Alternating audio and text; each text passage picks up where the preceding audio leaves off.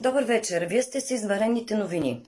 Учени от БАН предупредиха, че се разпространява силно заразен вирус в музикалното общество, който се казва Зара Мукара Бара.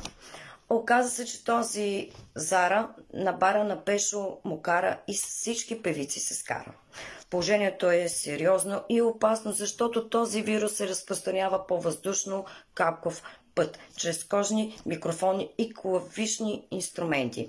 Единственото спасение до този момент за музикалната гилдия е вирусът да бъде изолиран в Карлуково под строг режим и сериозна охрана. До този момент се оказва, че границите в България са затворени и скоро няма да бъдат отворени, докато този вирус е в Карлуково.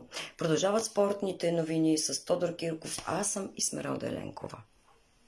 Приятна и спокойна вечер. И злобна.